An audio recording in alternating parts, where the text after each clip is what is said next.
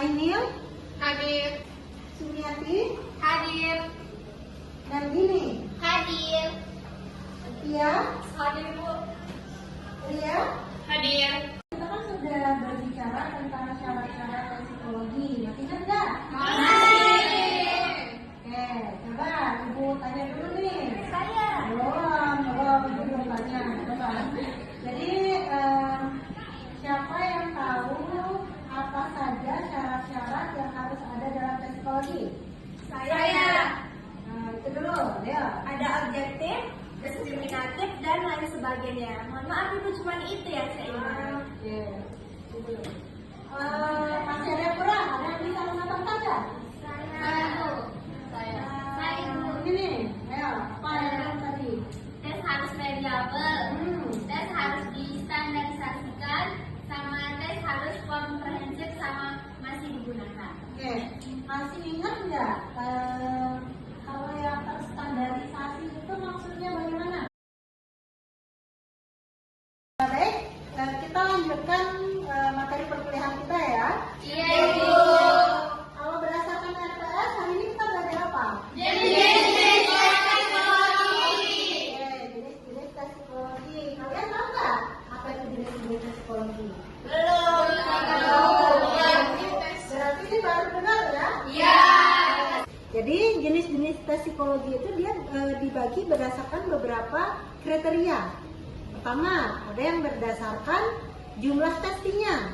Nah, kalau berdasarkan jumlah testingnya itu ada yang individu dan ada yang kelompok. Nah, kalau yang individu itu artinya satu testing berhadapan dengan satu tester. Nah, kalau yang pasti kalau kelompok itu satu tester bisa menghadapi banyak testing. Itu berdasarkan jenis jumlah testingnya. Berdasarkan cara penyelesaiannya. Nah, kalau berdasarkan cara penyelesaiannya, ada yang sifatnya tes verbal atau jenisnya tes verbal, dan ada yang jenisnya tes non verbal. Tes verbal itu contohnya seperti kalian kayak mengisi angket, kemudian mengisi tugas esai, pilihan ganda, benang salah, itu maksudnya tes verbal. Nah, kalau tes non verbal itu contohnya kayak dia itu punya alat peraga, kayak menyusun balok, kemudian merangkai gambar, kayak ada puzzle-puzzlenya kayak begitu. Nah itu non verbal. Berdasarkan cara menilainya. Nah, berdasarkan cara menilainya ini ada dua.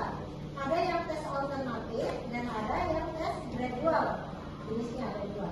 Nah, kalau yang tes alternatif kita memiliki dua pilihan jawaban.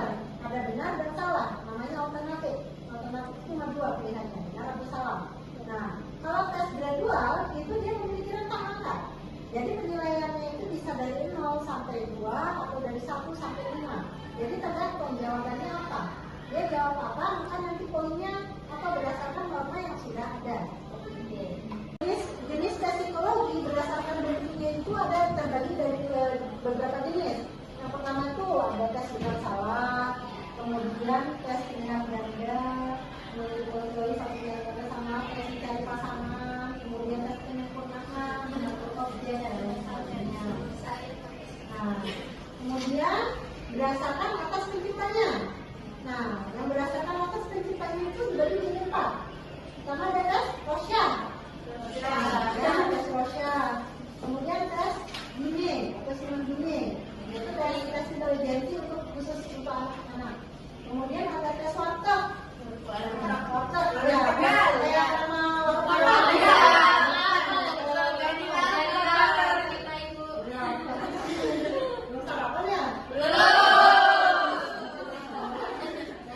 kemudian ada tes Franklin. Nah, Ibu, saya bertanya, Ibu.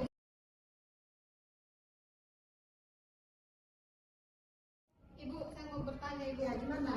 Saya belum paham tentang tes yang Ibu jelaskan itu 4 tadi. Boleh tidak kasih contoh? Oh iya, ada contohnya. Bentar ya, Ibu putarkan videonya dulu. Ada videonya, biar kalian lebih paham ya. Oke, Ibu.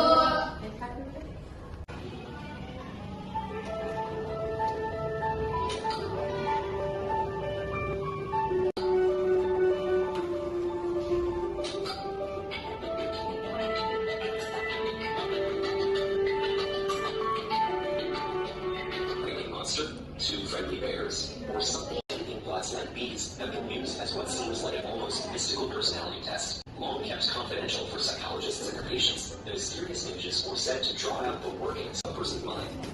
But what can ink blots really tell us, and how does this test work? Invented in the early 20th century by Swiss psychiatrist Hermann Rorschach, the Rorschach test is actually less about the specific things we see and more about our general approach to perception. As an amateur artist, Hermann was fascinated by how visual perception varies from person to person. He carried this interest to medical school, where he learned all our senses are deeply connected. He studied how our perception doesn't just register sensory inputs, but transforms them. And when he started working at a mental hospital in eastern Switzerland, he began designing a series of puzzling images to gain an insight into his therapeutic process.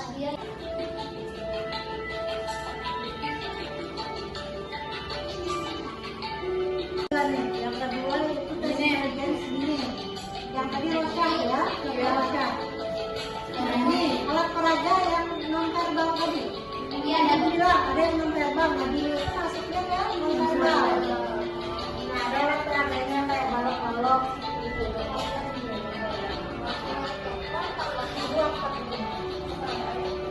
Ini lembar kerjanya tes waktu.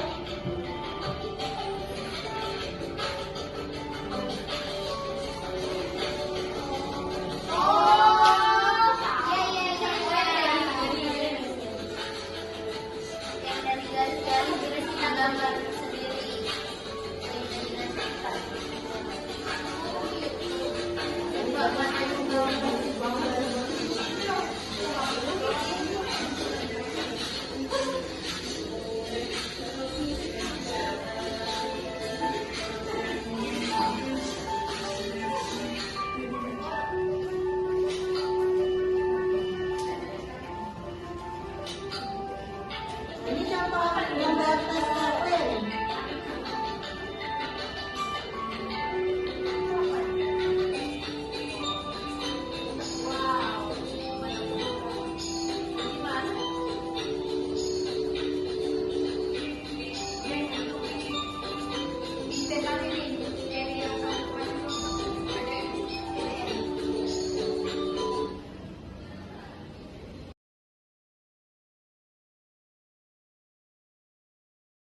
Ada yang masih bingung nggak terkait contoh-contohnya? Mau bertanya tentang tes water, Bu, bisa dijelaskan kembali kurang lebih? Iya, tes watak ya. Oke, baik. Tadi ada pertanyaan ya dari teman kita. Bagaimana sih cara kerjanya lembar watak ini itu kayak gimana, Mas bingung? Oke. Nah, jadi kayak gini penjelasannya. Jadi di dalam tes watak itu ada 8 kolom. Di masing-masing kolom itu ada satu gambar stimulus. Nih kayak gambar nomor 1 ada titik, gambar nomor 2 ada kayak kaki. Dari stimulus itu nanti perintahnya, instruksi tesnya seperti ini. Gambarlah atau lanjutkanlah gambar berikut dari kotak mana saja yang paling kalian sukai. Jadi tidak selalu dari kotak pertama. Bisa saja dari kotak kedua, ketiga, keempat, dan selanjutnya. Yang mana yang paling gampang menurut kalian untuk kalian mulai. Nah, kemudian nanti setelah jadi gambarnya semuanya, nah di situ ada instruksi lagi. Yang pertama itu yang harus kalian gambar. Karena boleh nyontek. Kenapa? Ini adalah termasuk dalam tes kepribadian. Jadi kalau misalnya dalam tes ini kalian nyontek, artinya tidak menggambarkan kepribadian kalian sebetulnya. Nah, selanjutnya ada pertanyaan lagi? Kayak ibu, Ya, gimana? aku masih bingung yang di ini, yang di tes Kaplan. Ini gimana sih, Bu, cara penghitungannya? Oh iya, bentar. Tadi ada pertanyaan dari teman kita, bagaimana sih cara penghitungan dari tes Kaplan? Ini masih asing ya bagi kalian. Kayak Sudoku. Iya, kayak Sudoku ya. Yang makanya investasi. Karena banyak angkanya. Oke. Jadi begini, tes ini sebenarnya dia juga mengukur bagaimana ketahanan kerja. Jadi kadang-kadang orang itu kan kalau kerja akan tai ayam gitu kan. Kayak awalnya motivasinya tinggi, tapi lama-lama menurun. Nah, tes Kaplan ini itu bisa mengukur itu, bisa mengukur ketahanan kerja seseorang. Apakah orang ini mampu nggak bertahan dalam jangka waktu yang lama. Jadi perusahaan-perusahaan itu biasanya menggunakan tes ini untuk merekrut karyawannya karena bagaimana cara penghitungannya? Jadi gini, ini kan ada apa nih? Ini banyak banget kan? Orang gitu kan angkanya. Nah, dari angka ini ada angka yang berdekatan, ada angka yang berdekatan. Nah, cara pengerjaannya tinggal dijumlahkan saja. Tapi kalau misalnya jumlahnya itu lebih dari satuan, misalnya belasan atau puluhan, maka cukup diletakkan akhirnya saja. Misalnya ada nih, 6 tambah 4, 10. Maka cukup 0. Cukup belakangnya saja. 4 tambah 8 berapa? 12. Maka cukup kamu 2. Ini kita mulai hitungnya itu dari bawah. Iya, dari bawah. Dari bawah terus ke atas. Kalau dia udah bilang stop atau ganti, berarti pindah dari bawah lagi. Kayak gitu. Ibu, Iya, bisa memang.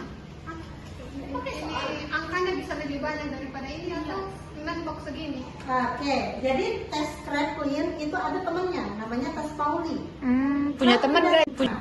dari yang sudah di, nah ini maksudnya speed test. Jadi tadi kan ibu jelaskan ada salah satu jenis tes itu masuk dalam speed test dan power test. Nah, speed test itu artinya dia membutuhkan kecepatan waktu. Tes itu membutuhkan kecepatan waktu. Nah ini misalnya nanti instruksinya silakan dijumlahkan. Nah nanti dalam hitungan detik, kalau nggak salah itu 30 detik, nanti instrukturnya akan mengatakan stop atau pindah. Biasanya pindah.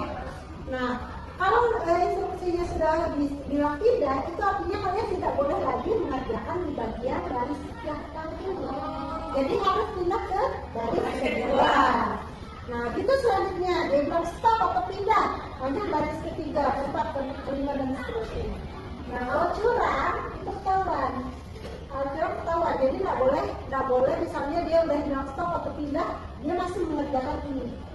Jadi bisa jadi nanti di sini tinggi, habis itu rendah kelihatan. Grafiknya kelihatan.